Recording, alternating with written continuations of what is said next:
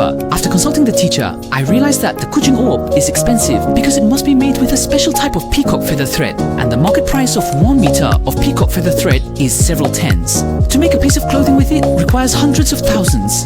Peacock feather thread uses silk as the core, then twists it with 2 strands of peacock down. Each feather contains only a dozen or so strands, and they cannot be woven by machine, only hand twisted, making the material and labor extremely expensive. The peacock feathers have a natural essence of luster, and the twisted threads will shimmer under sunlight. Although the method of making this peacock feather thread is not difficult, it is extremely labor-intensive and material-consuming. At most, a dozen feathers can only produce 1 meter. After calculating, just buying the peacock feathers alone, without considering labor, is enough to bankrupt me if I were to make a piece of clothing out of it. No wonder an outfit costs hundreds of thousands. In this light, it seems quite reasonable. Only, however, the Jia family is the largest clan in Jinling. They can afford it, but I cannot. Oh! Instead of spending that money on peacock feathers, it would be better to just raise peacocks. Now, in the autumn and winter, it's the season when peacocks shed feathers. Every morning, when feeding them, you can easily pick up a handful of peacock feathers. This endless plucking significantly reduces the cost. Peacock feathers were very precious in the past, and ordinary people couldn't see them. Cao Shuiqing was born in the Jiangning weaving office and was exposed to weaving and embroidery from a young age. The description of Qingwen mending the peacock gold bridge in Dream of the Red Chamber is also very detailed. However, the original text describes the peacock gold fur coat as a tribute from Russia. Some say it was written as an imported item to highlight the garment's preciousness. Some say it was fabricated to disguise being a descendant of the Cao family from Jinling. As for what this clothing truly looked like, there are no surviving historical originals to refer to. However, it is certain that peacock feather weaving into garments appeared during the Ming Dynasty, especially the green peacock, a species unique to our country and not found in other nations at that time. The most magical thing about peacock feathers is that they shine when they meet light. Clothes woven from them would also be radiant. So, in the following time, whenever I had a free moment, I spun peacock feathers. After 2 whole months, my hands had almost rubbed off a layer of skin, and I had spun less than 200 meters. This amount of feather thread probably isn't even enough to embroider a collar. I found teacher Ma Chang, who sings a line, and asked her to help me estimate roughly how much peacock feather thread the entire new garment would require, but she clearly told me that it was impossible for me to complete it alone, and wanting to fully embroider it with peacock feathers, tens of thousands of meters would not be enough unless...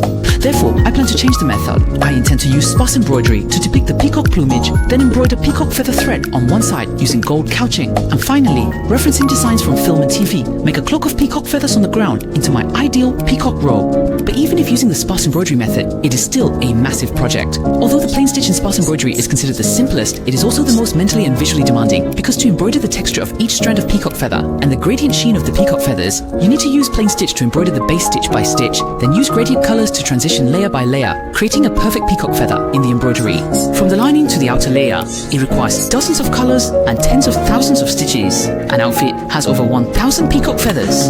In ancient times, there was Qingwen mending the peacock coat. Now there is Nanxiang embroidering peacock feathers at night. When I was a child reading Dream of the Red Chamber, I thought Qingwen's death was due to the exhaustion from helping Bao Yu mend the peacock coat, and I blamed Bao Yu for a long time, wondering why he was so careless as to burn a hole in such an expensive coat after wearing it just once. Now, I finally understand. May I ask why Ye Buk almost lost his life over the golden robe? Really, it was not easy at all.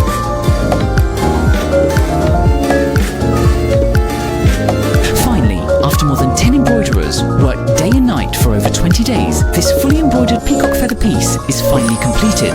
Next, peacock feather threads will be embroidered along the edge of the feather, and then real peacock feathers will be sewn in the middle. This way, the entire garment will shine brilliantly.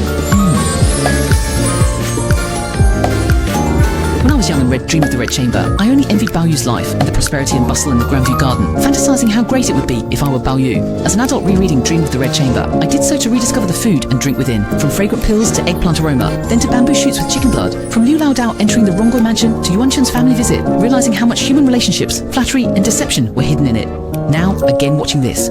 After reading Dream of the Red Chamber, looking at the jewelry and clothing within it, from the false beard bracelet to the sparrow gold coat to the lucky leaf coat, from the bank official inspection to the death of Qingwen, only then do you see the complexity of human nature and the fickleness of the world within. Adults do not envy Jia Bao Yu. This dream is just a dream of Bao Yu, and also a dream of Cao Shuiqing.